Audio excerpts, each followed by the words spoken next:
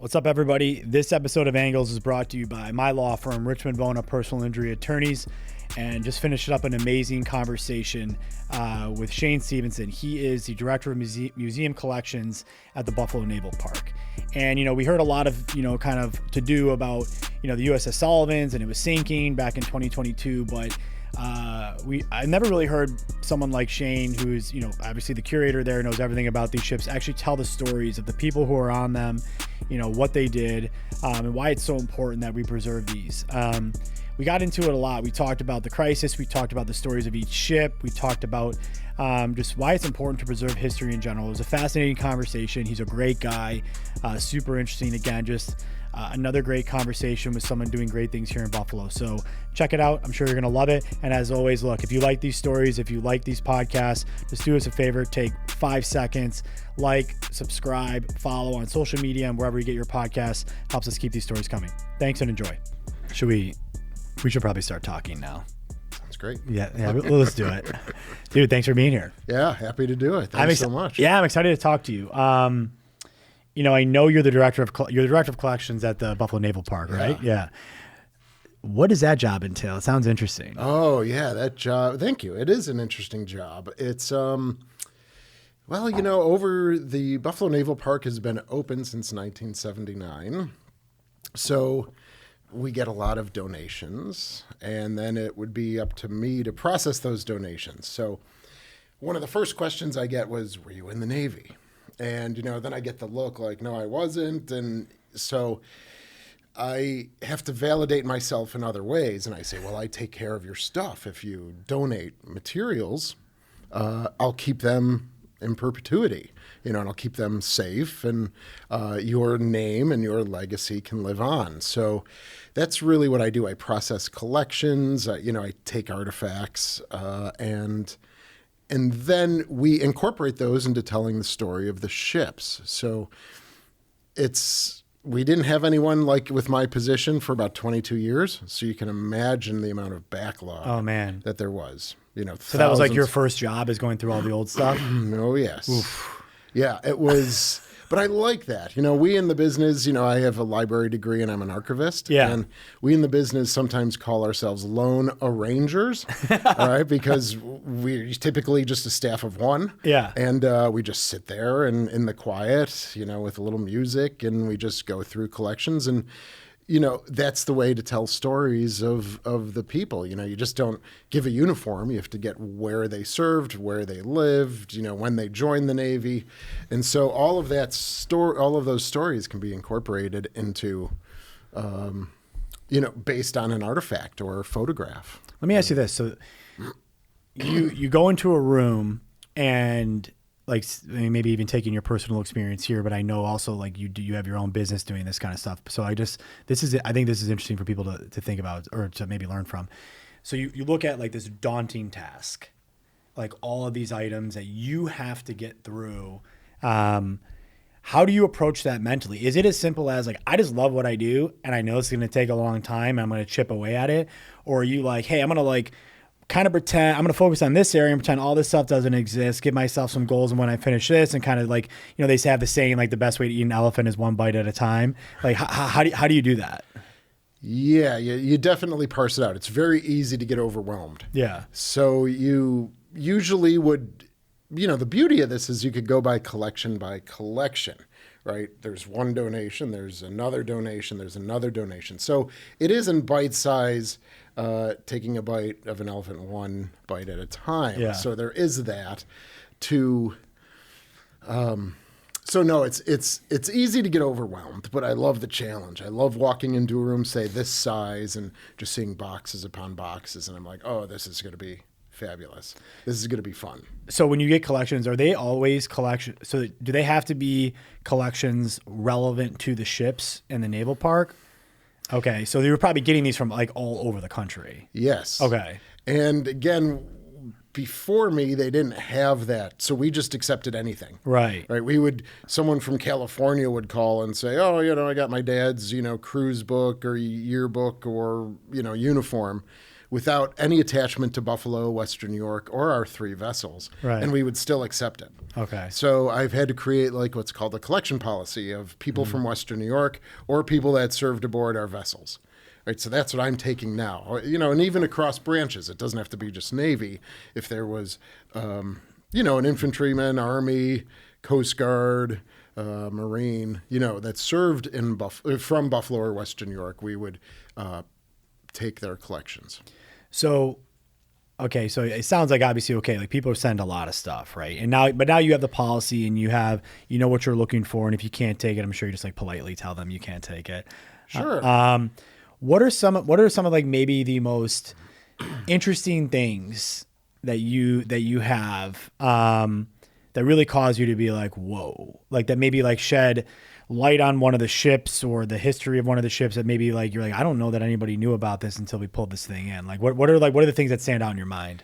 Yeah, the more personal an artifact is, excuse me, the more personal an artifact is, the more story you can get from it. That makes sense, yeah. And so letters home, anything that surrounds like a major military event, like an Iwo Jima, Okinawa, or D-Day, Normandy, those usually ring a bell with me to say, oh, here's an event that someone was at. It was a monumentous event in, naval history or world history, depending. And even if there's not much to the artifact, whatever it is, whether it's a photograph or a letter home, or it still is attached to the event. And we always have to say, how can we best tell a story based around this artifact? So the more you know about the artifact, the more you can glean from its information, the better the story will be. So there's, so anything more personal. Right? Okay, We've that got makes sense. 450 uniforms. I don't need more uniforms. But, if there was something that someone made or drawings of a soldier or sailor while they were in service, sometimes they would doodle and draw. Those are important items. Letters home, letters to wives or girlfriends are always very interesting because you get to know the person in that letter. Every woman listening is like, I wish my husband or boyfriend would write me letters. Like, that's forgotten art. I know, right? Well, What's a pen? What's paper? We don't use that. Just sends me an email. Oh man, I'm getting myself in trouble for that one. No, that's all right. Hey, it's it's the way of the world, right? People used to write letters, and now they'd go through the censors, and now it's just a quick email, and you might get a couple hours a week on a computer now, and you just get to do all that stuff. So let's say you find something, you find like something really personal or whatever it is, an artifact. You're like, wow, this tells a great story. I want to tell this story more. Talk to me about where does it go from the room, like where everything else is, like, and how do you take that up and actually tell its story so people can see it and experience it? Oh yeah, that's a great question.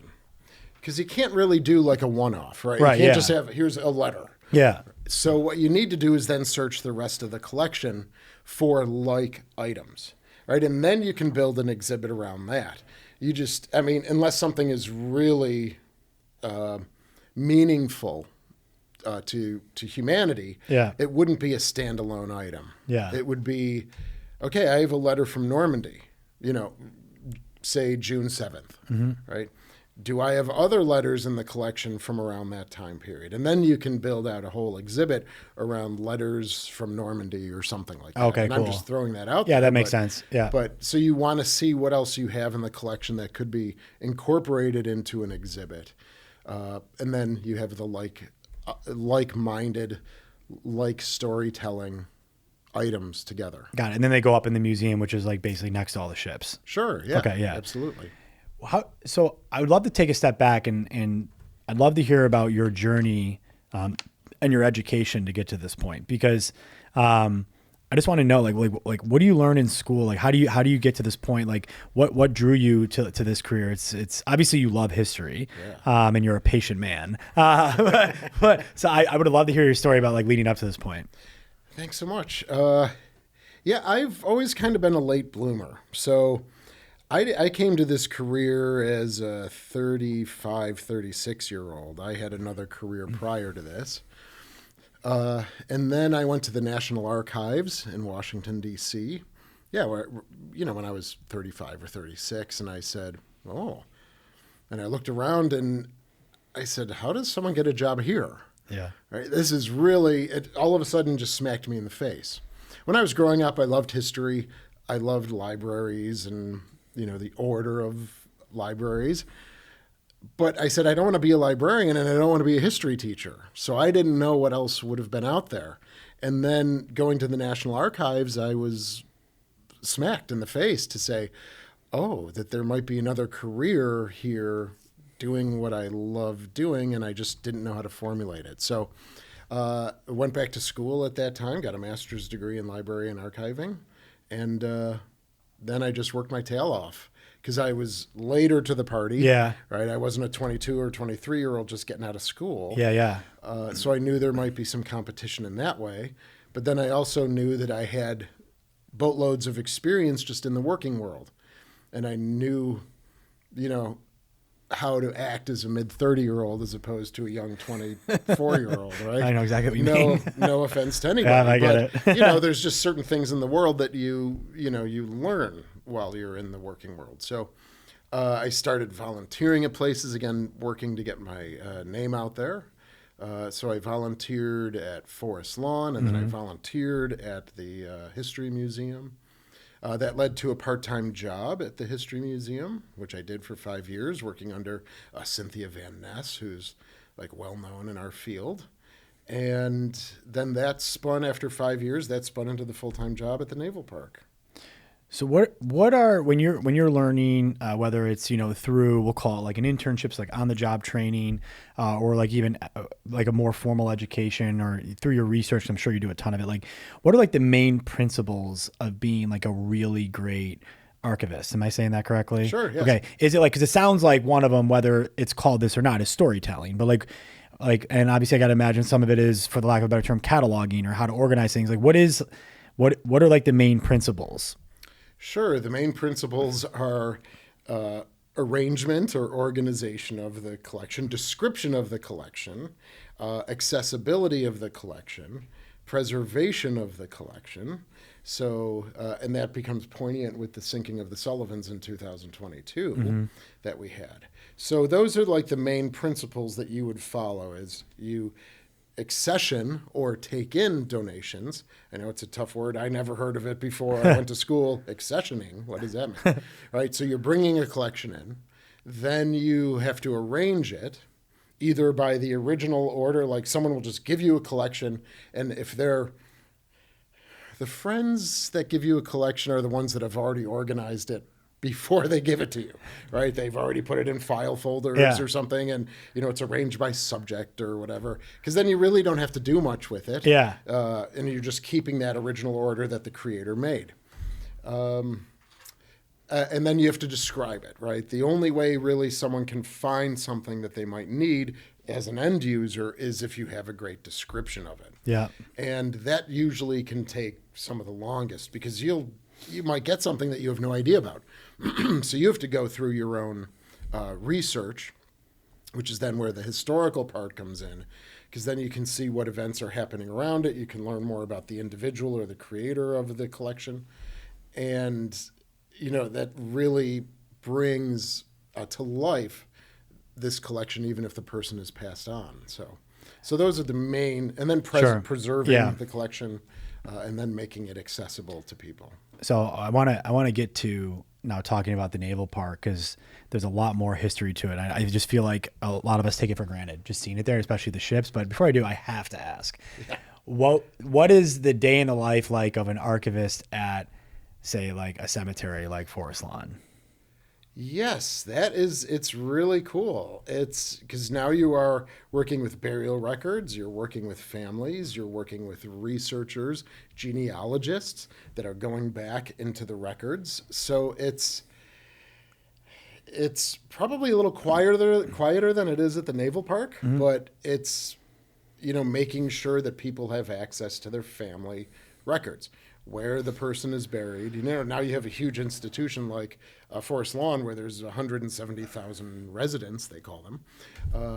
And you have to have everything organized because you never know who's going to walk in the door or drive through the gates. And they might want research on when their family member died. And there's a lot of genealogists that use cemeteries to do further research. What's the oldest grave in Forest Lawn? Do you know? Oh, like rough? Well, oh boy, you're really testing my memory. Okay, sorry. No, that's all right. It's good. I'm like curious, like how far back we going? I think the cemetery, oh boy, opened in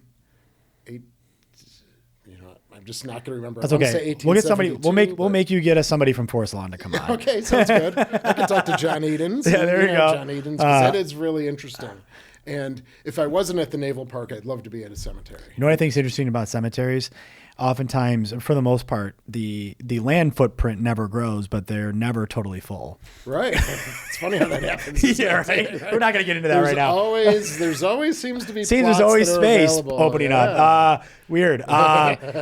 Anyway, so all right. So I want to talk about the Naval Park. You know, we were talking before we started about, you know, our, I guess, like relationship with people at the park, and it's the first time you and I are meeting, but you know, know a lot of the amazing people over there.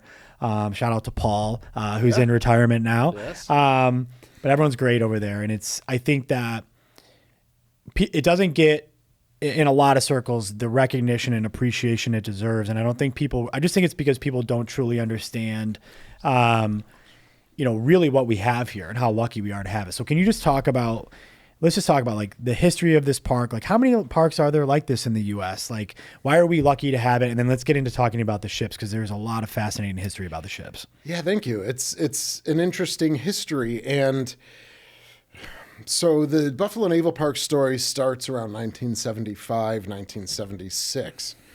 And we had a city leader that went down to Wilmington, North Carolina, on a vacation, and lo and behold, in this small community of Wilmington, right on the Cape Fear River, is the battleship North Carolina.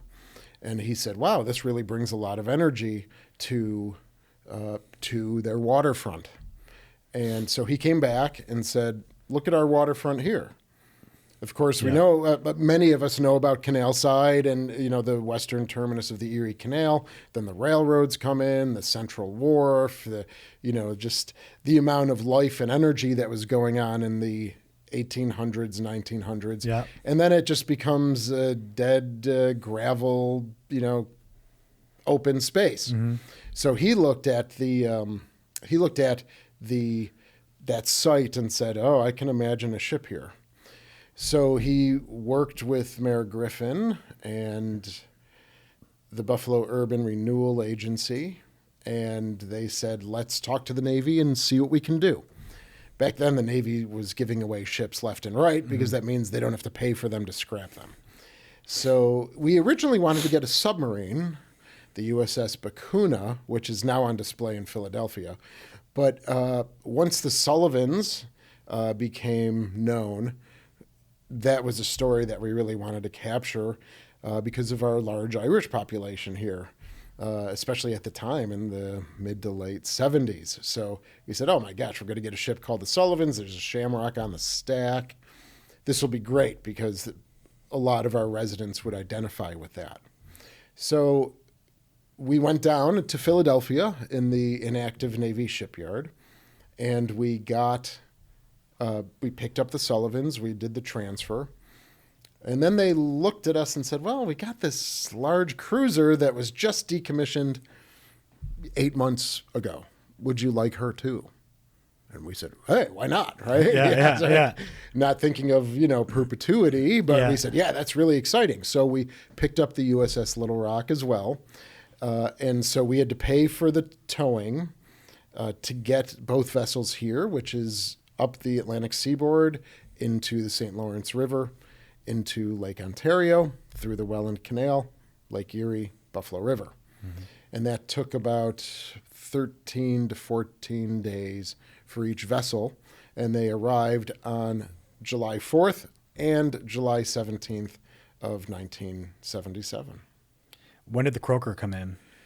The Croaker came in 1988. Okay. So you had asked about other, museum ships around the country. There are about 200 museum ships on display around the country. Some in very unique places, like just sitting in Oklahoma or Arkansas, just in the ground. Yeah. Most of them are in waterways. We are the largest inland naval park in the country that's based on a river or a lake. And so the Croaker was on display in Groton, Connecticut. Okay. At the Submarine Museum there, because that's where a lot of the submarines were built in World War II, at the Electric Boat Company. And so for about 10 years, she was on display. There was a guy named Frank who was a real estate developer, and he says, I want to put this on display. So he just bought the sub for $1 or something and just opened the doors and sold tickets. And that went on for about 10 years. And then the USS Nautilus was potentially becoming available, which was the first nuclear submarine. So everyone who was attached to the Croaker said, look at this shiny new object. And they kind of neglected the Croaker, and they were focused on the Nautilus. Mm-hmm. So the Navy actually came and clawed the Croaker back and then made her available to the rest of the museum fleet. And so we scooped her up in 1988. The Croaker, or for anybody who hasn't been on a submarine, like you got to go on there and experience it, because it takes a special human being to serve on a submarine. I mean, I don't know how much you know about this, but I know one guy in particular who did serve on a submarine for like 3 or 4 years, and he was talking to me about like the whatever you want to call them, like the mental acuity tests and all these things that they have to go through to make sure that they can handle being on that for that long. Yes. I mean, and the Croaker is like, we'll call it like an old school submarine. I mean, it's pretty wild being on there and imagining like living down there with a bunch of guys for that long. If this veteran was more recent, yes, they would have mental acuity tests or, isolation tests, things like that. They didn't have that back then. Back then, they're like, who wants to do this? Yes, or so, like, you don't have a choice, you're going on this thing. So it was a volunteer thing. Yeah, okay. You were getting a little better hazard pay. Yeah. But yeah, it was just who wants to be on a submarine kind of thing. And most people were like, yeah, not for me, or that's really cool. Yeah. One of the things that's important about being a submariner is that qualifying. And guys who qualify on a submarine, it's a point of pride for them. And they get like a little, they get their dolphins, it's called, and they have the little, the pin or the patch. And that means that you have good knowledge of each system that's on board. Because if you go to general quarters, every door that is attached to a compartment, and for vessels like the Croaker, it's really just one platform all the way through. Those doors need to shut in 5 seconds. And then within a minute, you need to be down to about 65 feet if you have a plane coming, or you need to get down below as quick as possible. And they usually test you at about a minute to be at 65 feet. Oh, wow. From the time you ring the bell. Yeah. So say you're a torpedo man, and you would normally be in the forward or aft torpedo room, but you're hanging out with your buddies playing cards, and you're in the mess deck, or let's say you're in the engine room. Right? In 5 seconds, you're not jumping through all those doors to get back to the torpedo room. So you better be a contributing member when those doors shut of the engine room. Yeah. And so you need to know a basic amount of engineering to be able to help during general quarters. Yeah. So that's where that came from. You need to know. We're on a surface vessel like the Sullivans, or, there's so much redundancy. Yeah. Right? 50 guys can do your job. Yeah. But on a submarine, there's not as much redundancy. Each division is smaller. So if you qualify for your dolphins, that means you can run almost anything. The sonar, the engines, the internal communications, radar and sonar, as I mentioned. Right. So the Little Rock's a cruiser, right? Yes. But the Sullivans is a destroyer. Yes. Okay. Can you briefly, what is the difference between a cruiser and a destroyer? And then I want to jump into the story of the Sullivans. Sure. So the difference, they keep the nomenclature, even though it's from a long time ago. All right, so a cruiser, it sounds like it's fun and fast, and that's really what it was. A cruiser was meant to leave a fleet, be able to go up against any ship of her similar size, but if you come up against a ship that's larger, that you would have enough speed to break away and to get away. Mm-hmm.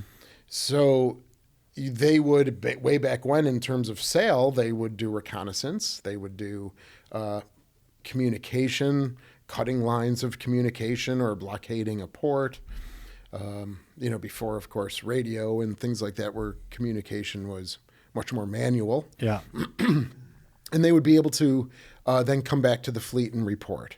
So cruisers were meant to be by themselves with enough firepower to protect them against most other vessels that are out there at that particular time period or era, but then leave quicker if there's a vessel that would be larger, that was able to bring more guns to bear. What era is the Little Rock from? What's the story of the Little Rock? I want to talk about Sullivans, but the Little Rock, we can't ignore the Little Rock. No, thank you. I would get in trouble if that happened. You didn't talk about the Little Rock. You wouldn't let me. Yes. Yeah, I'll just blame you. Yeah, right? Exactly. Yeah. The Little Rock was constructed for World War II. But she was constructed so late, and she was constructed in Philadelphia. She came into service in June of 1945. So the war is beginning to wind down a little bit. Mm-hmm. But she stays in service. They don't decommission her because she's she's new. So she serves from 1945 to 1949, showing the flag, a goodwill vessel. She goes down and spends 6 months or so in South America, visiting 19 different ports. Then she goes up to the North Atlantic, Low Country region, Belgium, Amsterdam, doing a goodwill tour there. Of course, everyone loves America in 1946. That's like a subtle flex. Like, look what we have. Yeah, exactly. Don't mess around. Exactly. We're going port to port. Yeah. That's right. Yeah. You've messed with us. Yeah. Right. We won. Yeah. And we're going to be here to reap the spoils, so to speak. And then serving around the Atlantic and Atlantic seaboard and the Caribbean. And then she's taken out of service. So then she goes into mothballs in 1949. And now we're developing guided missiles, right? The U.S. Navy is working with Johns Hopkins University, propulsion labs around the country, and they're developing a guided missile, which today almost every missile is a guided missile. Yeah. Now we have drones that are guided, right? Yeah. But back then, they didn't have that sort of technology. So into the early 50s, mid-50s, they're developing different weapon platforms for vessels. Of course, you now have the Air Force also with larger bombers, in the Cold War era, always on, Strategic Air Command, always on call, right, to have to fly to Russia and bomb if necessary. So you have these two branches trying to build platforms for nuclear weaponry or guided weaponry. And so that's when they bring the Little Rock back in 1960. They convert her, they put the big Talos missiles on the back, which are guided missiles, the first and largest guided missile in U.S. Navy history. Mm-hmm. And she comes back in 1960 and then serves from 1960 to 1976 as a guided missile flagship, which now means that when the admiral is visiting the fleet, he is living aboard the USS Little Rock. Oh, wow. Yeah. The admiral of the Navy was living on the Little Rock. One of them. Yes. Yeah, one of them. Yeah. That's amazing. Did it actually see combat? Like, did it? No. No, she never actually saw combat. Good for her. Yeah. She was a spit and polish ship because of the admiral, who was always hosting events and bringing dignitaries on board. Yeah. And she served mostly in the Mediterranean and the Atlantic. So the Atlantic is known as the Second Fleet, and the Mediterranean is known as the Sixth Fleet. So she was flagships of both of those fleets. She did have sister ships. There were 5 other ships constructed like the Little Rock during this era. And some of them went to Vietnam. So that would be the era. And then they did fire Talos weapons and guided missile weapons in anger. The USS Little Rock was also nuclear capable. She did carry low-yield nuclear weaponry. Thankfully, never needed them. Yeah. So restraint, you have the Cold War. It's more about restraint and strategery than, okay, now we've got to go attack them. Right? What is life like for an admiral on a ship like that? Is it like, I mean, how luxurious or non-luxurious is it? I mean, it's one of the admirals, but I mean, how nice could it be? It can be very nice. Oh, okay. Yes. He's almost like a president. He brings his own entourage. Oh, sweet. Right. So he would have about 100 to 130 guys with him when he came aboard. And what they would do is they would cross deck. There'd be a ship, like if the USS Little Rock is back in America, there's another flagship. And then when the Little Rock arrives, they cross deck, and then that ship can go home back to America or a port here. Yeah. So he brings his whole entourage. Right. He has a room potentially about this size, right, with a conference table, his own bedroom, his own bathroom, and his own pantry or kitchen or galley, right? And they would pull up alongside. You know, unfortunately, the Middle East back then is similar to the Middle East today. And we would insert ourselves in various conflicts to try to keep the peace, you know, push American interests, try to bring some sort of ceasefire or resolution, messaging from the president or the Secretary of State. So that was the main purpose of the Little Rock. And she never had to fire, you know, in the Mediterranean, she never had to fire a weapon in anger. Do all of the ships have female pronouns? They do. They don't really do that today, but they do. You know, and sometimes I'll get a question, oh, why are they known as she's? Like, hey. And I say, because, you know, back then there were a lot of guys crawling all over. I didn't make this up. Don't blame it on me. No, that's right. That's right. It wasn't me. Don't shoot the messenger. Yes. All right. So, yeah, I know. I mean, I think because the story, we don't, again, like we were joking, but like the story of the Little Rock isn't told as much, I think, because of what's been happening with the Sullivans. Yes. It's gotten a lot more attention. And honestly, the story behind the Sullivans and the brothers is extremely sad. So I guess, like, without further ado, I'd love you to just kind of jump into talking about the Sullivans. And I think, you know, the one thing I was going to ask this as a standalone question, but I think I don't need to. I just want to say, I think, like we were talking about earlier, like there's just a lot of people who don't really understand the history. And so maybe in their minds, they're like, why do we care if this ship is sinking? Like, why are we spending so much money on this? Like, why is this such a big, I mean, cause like, you know, when that thing started sinking, which I know you're going to talk about now, like it was national news, like it was a big deal. And maybe there's people in Buffalo, and it's not coming from a bad place. They're just like, I don't get it. Like there's other things to worry about. Why are we worried about this? So that's why I want you to tell the story. And, I'm just interested to hear kind of like the history of it. And then we'll talk a little bit about what's going on with it now. Yeah. It is. You're absolutely right. It's a poignant story. There are other vessels named for families, but we're the only one with the definitive article in front of the. Right? There is currently the Sullivans in service today, and thankfully, as we get to the part of the story, the family does continue on. But you've got 5 hardscramble boys during Great Depression in Waterloo, Iowa. The 2 oldest brothers join in the 30s. They get discharged after 3 years, right before Pearl Harbor. Their sister, Genevieve, is close friends with a guy named Bill Ball. Bill Ball happens to be killed on the USS Arizona during Pearl Harbor. So now the boys are all of age, and they say, we're going to go and we're going to join together. The 2 older brothers already know about the Navy, and so all 5 of them go to the recruiting station. They actually get denied by that office. All right, they say, well, no, because they walk in and they say, we want to serve together. Yeah. Right?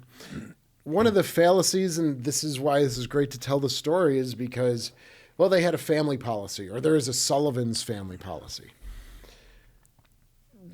That wasn't necessarily true. The Navy needed to ramp up from about 350,000 people to 3.5 million people. So they were taking anybody. Yeah, whatever. Yeah. It just so happened that the news spread of these five brothers, with photographs at the recruiting station, all standing there getting their stethoscopes. And that just spread throughout the whole country. So that became a rallying cry. And President Roosevelt, never one to miss the opportunity, really pumped up the family. And the Navy did as well. So eventually they allowed the brothers to be on the same ship. And that was lost on November 13th, 1942. It was the USS Juneau, named after the capital of Alaska. Catastrophic sinking. There had been about 690 men aboard, and only 10 survived. Wow. And none of them being the five Sullivan brothers. The other thing we like to mention is that there were 7 other sets of brothers on the Juneau, in addition to the five Sullivans. But the five Sullivans were the highest amount of brothers together. Oh, wow. There was a Rogers brothers from Connecticut. There are 4 of them. Now, the Navy knows what's coming, right? They get intel, right? So they were lost on November 13th. On November 8th, they pull in the Rogers brothers, they pull in the Sullivan brothers and say, hey, we're getting into some stuff. We'd like you guys to consider separating. So the Rogers brothers did. 2 of them debarked. 2 of them stayed on board. For the Sullivan brothers, they said, no, we're staying all together. Wow. So the 2 Rogers brothers perished along with the Sullivan brothers. And then the 2 Rogers brothers that debarked and disembarked survived the rest of the war with terrible survivor guilt. I was going to say that must be horrible. I mean, we don't know how they did that. Was it as just straws or something, right? So they were also boxers. Maybe they boxed each other too. Wow, that's crazy. Who's going to stay on board and who's not. But so the brothers are lost. They don't, the Navy censors a lot of stuff, especially back then. And with the speed at which things were going. And the Navy was still ramping up. We weren't what we were in 1944 and 1945, right? The building program, the 70% expansion program, that was still going on. So we weren't at maximum effort or maximum capacity yet. So things weren't going that well. I mean, yes, we had Midway, and the tide was beginning to turn. But at Guadalcanal, where this battle took place, was the first offensive battle that we fought in the Pacific. And so the news ultimately wasn't, was good, but wasn't great. So they wanted to keep a lid on, certain tragedies. But as people are, the city of Waterloo, there are other sailors who live in Waterloo, and they are writing letters home to their own parents. Mm-hmm. And so now word is spreading around Waterloo that maybe the 5 Sullivan brothers were killed, and the parents did not know. No. So Alita Sullivan, the mother of the 5 boys, writes a letter directly to President Roosevelt saying there's rumors going around. I'm so nervous. I'm worried. What's going on with my boys? I haven't heard from them. So amazing communication. Within 8 days, he is writing a letter back. Wow. So you're in the middle of World War II. You're the president, and you actually, within 8 days, return a letter to Alita confirming that they're missing. Missing in action was for a year and 1 day. If you were not found, then you were killed in action, right? So they were still considered missing in action because it hadn't been the 366 days yet. So it was about a month and a half after. So he writes a letter. Now word spreads just throughout the Navy and the American consciousness. Mm-hmm. So again, he says, let's name a ship after them, right? This will be great propaganda. Mm-hmm. So they take a ship called the USS Putnam, which is what this is. They just change the nameplate right on the back, and they have Alita christen the vessel, right? They take film, They spread it throughout, movie houses and theaters all over America. And then they immediately send the family on a bond tour where they visit for the next year and a half, 2 years. They visit 200 factories or shipyards. And they say, look at what happened to our family. Keep building, keep working, so other mothers and fathers don't have to go through what we're going through. Wow. It's amazing that they did that. Yeah.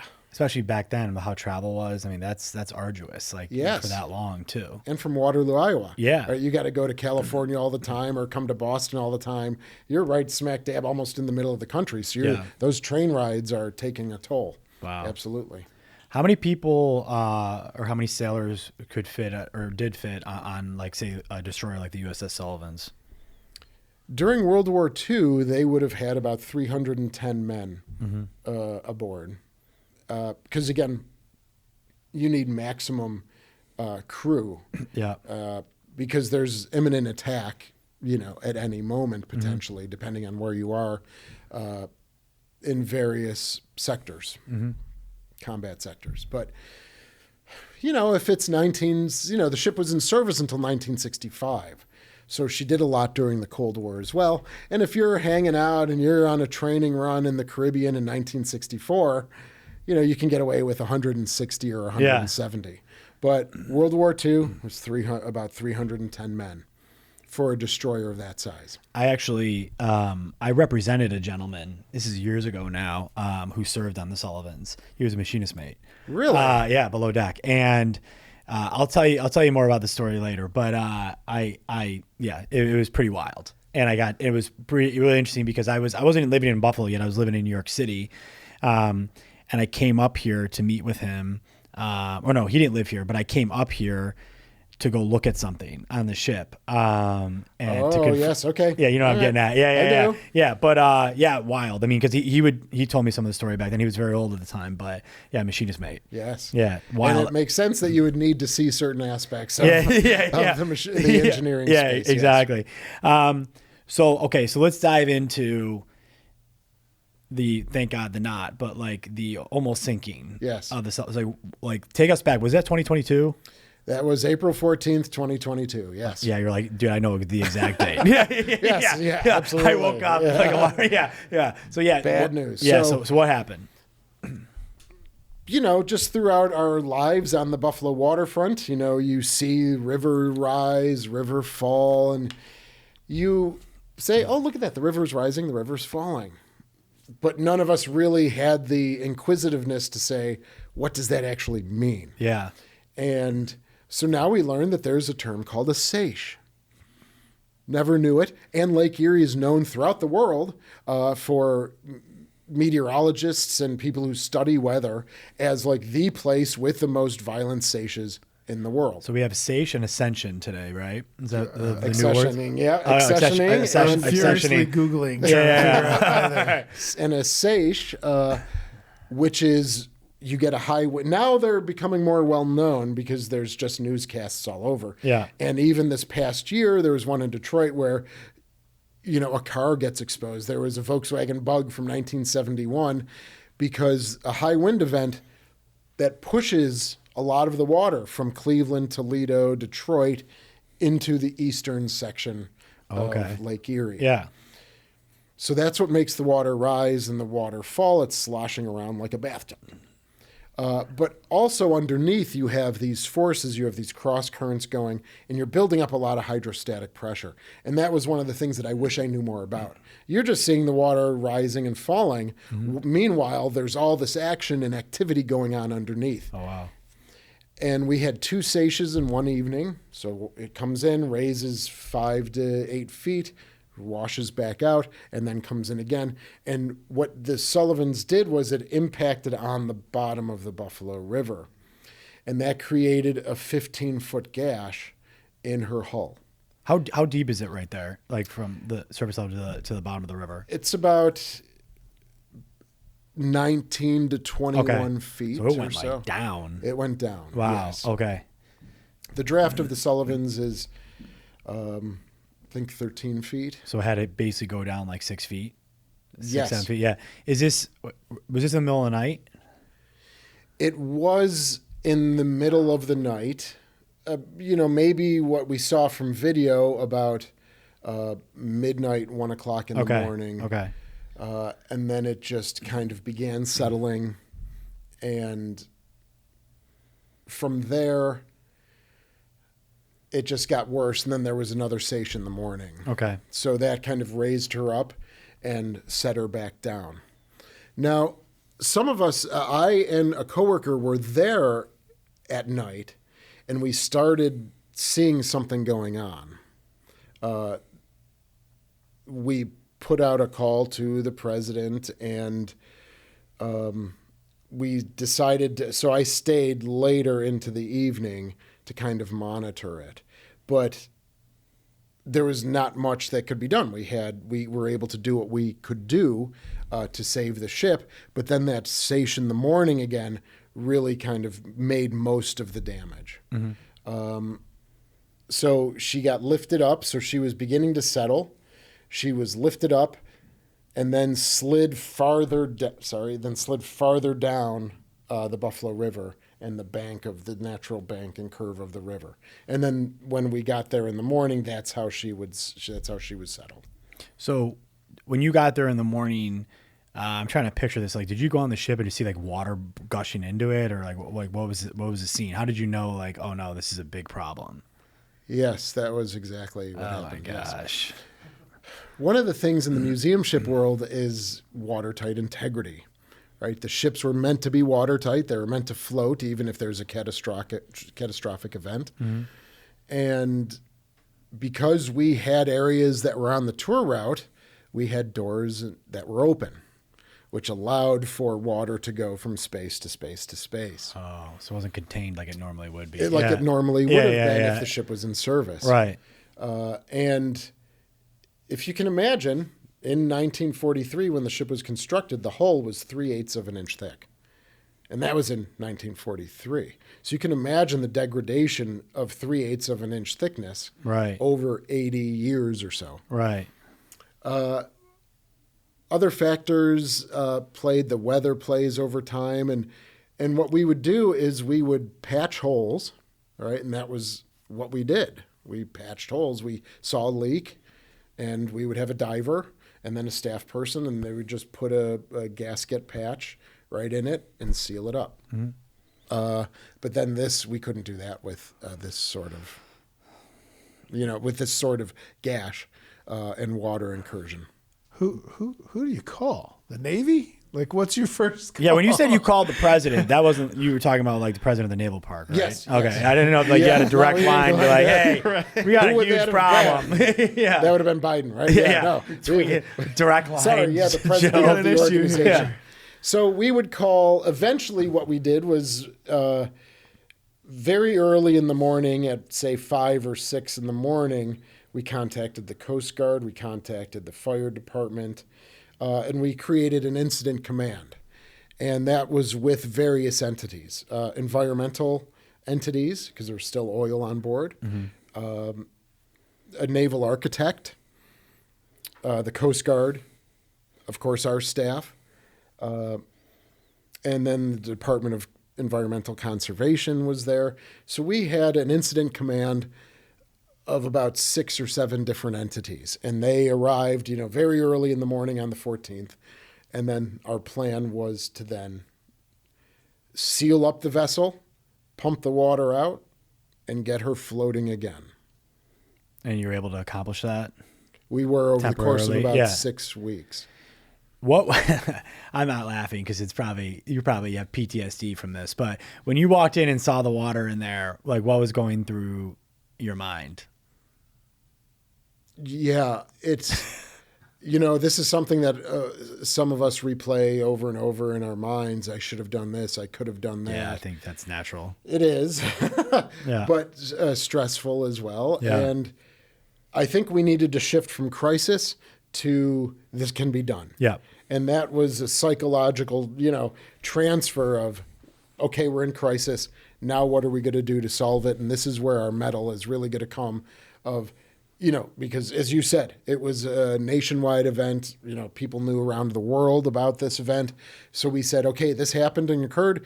Now we have to show our mettle and what we can do to preserve her, and then therefore the story. Yeah, well, look, I mean, I will say this, though. So, I mean, hats off, and what a testament to you all there at the Naval Park. I mean, that's really like how you define leadership, right? I mean, there's going to be, really bad things that happen or a crisis mode. And in this situation, it's not just something bad in a crisis, like the whole world is watching you. Yes.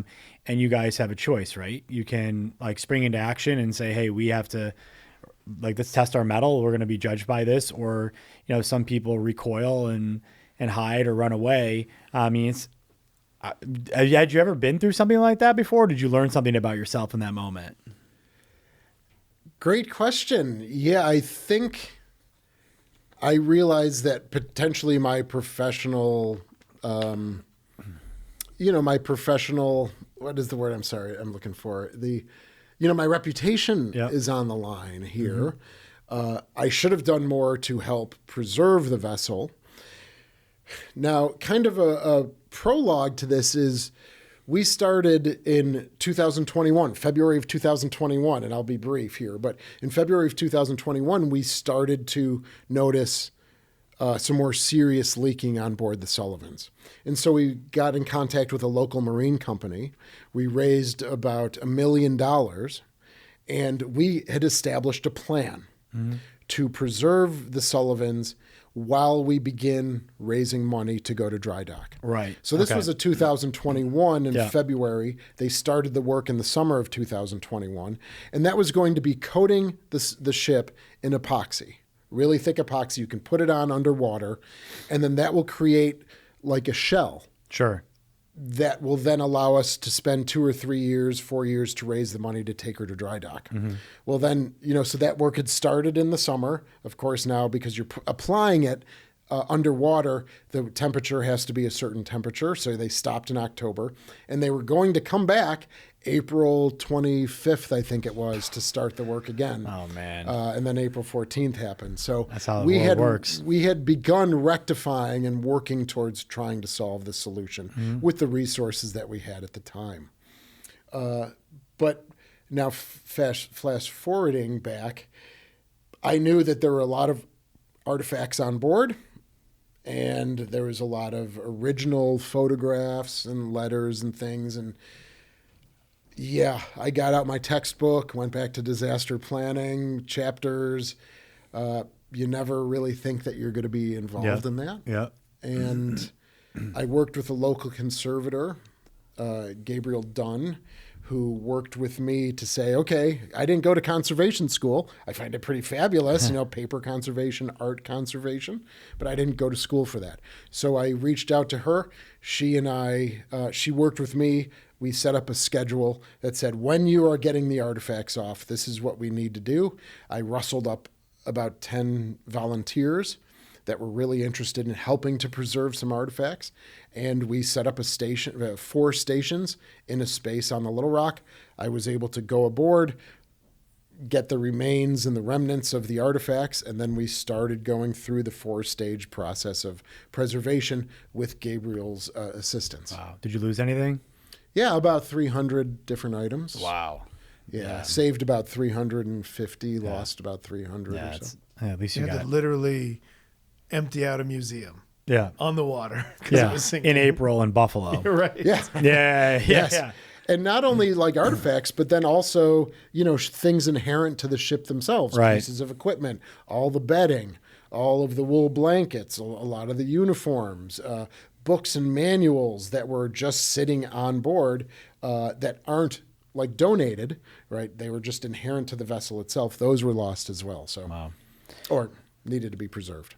So I want to come back to like some higher level questions just about, all the money that's come in, thankfully, to now save the Sullivans. And I think there's a plan. It's underway, but it's still going, right? To like kind of keep it afloat. Yes. But I want to just ask quickly, because I don't want you to get in trouble, and I don't want to forget about the Croaker, because we talked about the Croaker. Maybe just what's like the best story you know about the Croaker, the submarine? Oh, well, there's a few of them. Sometimes like the She sank 11 Japanese vessels. Wow. All right, that in her 6 war patrols. Damn.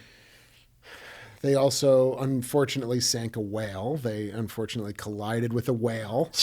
And then the whale went down the hull and then got caught in the propellers, and you can imagine what happened there. They actually had to get out the deck guns. And that was her first, you say kill. I don't know if that's the right way of saying it today, but that was her first sinking, was a wow. Yeah. But, the Nagara, which was a very famous Japanese cruiser, was at the battle where the Juneau was sunk. Really? Yes. So I don't know. It was a night battle. It was just kind of a bar fight. Yeah. You didn't really know who you were firing at. But the Juneau was there with the 5 brothers. The Nagara was there. And then, you flash forward about a year and a half. Then the Croaker sinks the Nagara, and then the Croaker and the Sullivans are here side by side. That's badass. Like they're like, we know what you did. We're back. Yeah, and you can't see us. That's awesome. That's right. Yeah, that's amazing.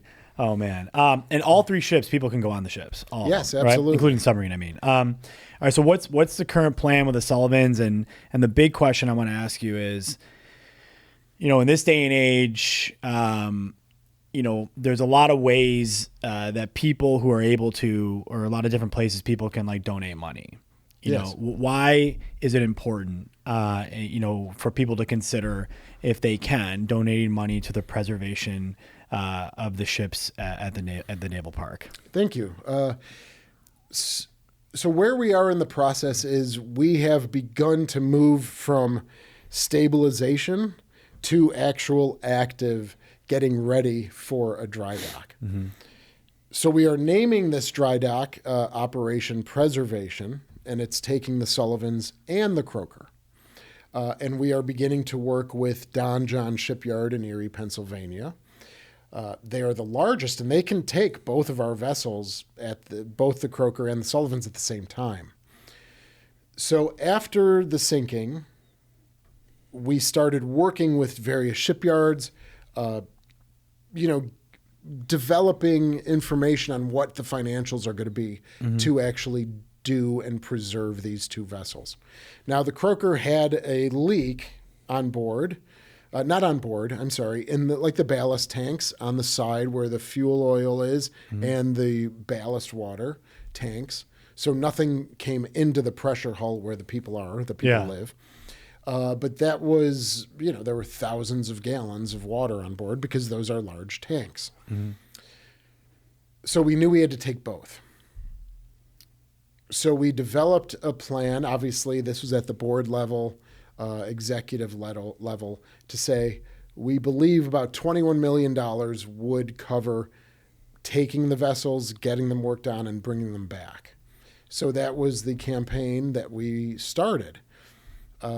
In the meanwhile, we were getting grants to stabilize the vessels during the wintertime to get ready for that. So again, when I talked about in 2021, those preservation schemes to keep the ship afloat. So we received some money from a grant that allowed us to stabilize the vessels during the wintertime to try and keep the degradation from happening. Mm-hmm. The incident command in April sealed up those large gashes along the hull with hydraulic cement. So we have cement, and they built a framing around it, poured the cement in, and now that's sealed. Oh, cool. But again, that's not a full-time preservation tactic. So we were raising money. We were working with shipyards. We were working with marine firms. We were working with salvage firms. From my own end, I started working with all the museum ships that have recently gone to dry dock to get their lessons learned, their experiences, what we should be looking out for, because we have similar ships to theirs, and they might say, if you go to this space, you'll see this, and be on the lookout for that on your vessel too. So lessons learned to try and lessen our own uncertainty about our plans. Mm-hmm. So the money was raised. We're continuing to raise money. Anyone can donate on our website. And at some point, these will be the last World War II and Cold War veterans that are around. We're losing, I think now there's only about 19 or 18,000 World War II vets. If you remember, even just 5-6 years ago, there was about 350,000. Yeah. Now there's 19,000 Wow. World War II vets left, roughly. Yeah. Cold War, people from the Korean War are beginning to pass away. People from the Vietnam conflict are beginning to pass away. So at some point, our vessels will be representative, and there will not be any personal experience left to those conflicts. These ships will be the direct connection. And so I call them veterans, and they will be there in place of the veterans that pass away from these various conflicts, Korea, World War II, Vietnam.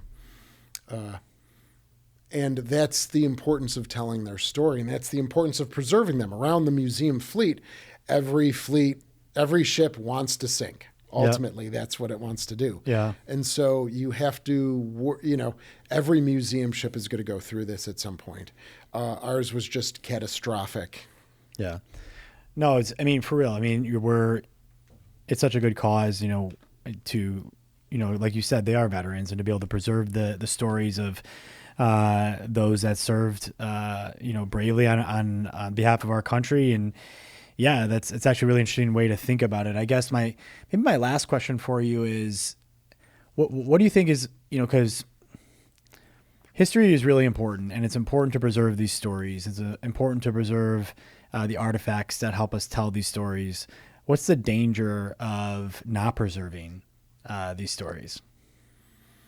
That's a question that we hear quite frequently, and those are statements that we hear. Just scrap them. Just get rid of them. Why are you keeping them? And you had referenced that earlier in our discussion. So if we say, why would we keep them? Right? Is that roughly your question? Yeah, and I'm not saying I feel that way. I want to know for people who may be saying, well, why? Why do we have to keep these? What's the danger of losing these artifacts, or of losing, these veteran ships? Why should we just in general want to preserve history in these stories? Because I think it shows us what's best of our country. When I go back and I read about shipbuilding, and I read about public and private partnerships that were developed to build 110,000 ships all across the country. Even here in North Tonawanda, we built 359 landing ships that would carry Sherman tanks. Wow. The ability to come together, on board, all of our vessels represented America. There was 30 states represented on the Croaker. So I think what it does is it shows America at its best to say that we were able to build 110,000 vessels, from the largest battleship and aircraft carrier to the smallest dinghy. And we were able to do it quickly, in partnership with the government and private entities. Fill it with people from all over America, and to defeat really bad people that were killing other people all over the world in the millions. The Japanese were killing the Chinese. Obviously, we know about Germany and the Jewish population. These were bad people, and we realized that we could be a force for good. And that's at the 35,000 foot view. Yeah. Here, more specifically, so you have that story. More specifically, it's about the sacrifice. And when I'm walking people around, we'll go into a berthing space and there's 90 guys that slept there. And I'm like, even if these guys weren't in combat, you're living with 90 other guys that are burping and farting and pleasing themselves, and you just want to go to sleep, right? You have to sleep during the day. You're on a ship that's vibrating and it's loud all the time, right? The food's not that great. You could be with your girlfriend or your wife or whatever, at the time your boyfriend, whatever, and your parents in a nice bed in your nice home, but you are here sacrificing you're part of your life for the country and the ideals. And so you get that real world personal experience with the ideals that I was mentioning just a few minutes ago of we could be a force for good. And that's why it's important to preserve these, because at some point they will go away, right? I mean, in 400 years, these ships probably won't be here. But for now, telling the story of these monumental 20th century conflicts through the Croaker and the Sullivans, and then adding the Cold War experiences with each of the three vessels on board, or the three vessels we have, that's why it's important, because you're telling the story of American ideals, what binds us together, no matter what we are in terms of religion or race or political belief, and then the individuals who actually served aboard, keeping them afloat, keeping them working, and protecting our interests. Very well said. Okay, so if people want to, I know you said they can donate online on your website. What's the website? BuffaloNavalPark.org. And if people want to come visit, what should they know? Like, what are your hours, or what should they know about coming to visit? Yeah, we're in the beginning of our, season for 2026. We are open 7 days a week. We open at 10 a.m. is the first ticket sold. The last ticket sold is at 4 p.m. And we have a variety. We have a self-directed tour. We have guided tours with docents. Then we have a curator tour that I do, which is behind the scenes and in the dark and dirty areas that the average visitor doesn't see. So we have a lot of different options for people to walk around and visit. Awesome. Dude, Shane, this has been awesome. Thanks so much for doing this. Happy to do it. Appreciate Thanks it. Thank so much. you. You're very Thanks. welcome. Awesome. All right, everybody, that's a wrap on this episode of Angles. I appreciate you listening as always. And look, I just have one small favor to ask of you. If you got value out of this episode, please go on, whether you follow us on Apple, Spotify, YouTube, wherever, like, subscribe, leave us a review, share this with your friends. Doing this makes the podcast more visible, ensures we can keep running this, we can keep getting great guests to tell these great stories. So again, if you've gotten any benefit out of this, share with a friend, your family member, whoever. We really appreciate it. Thanks as always for listening. We'll see you on the next one.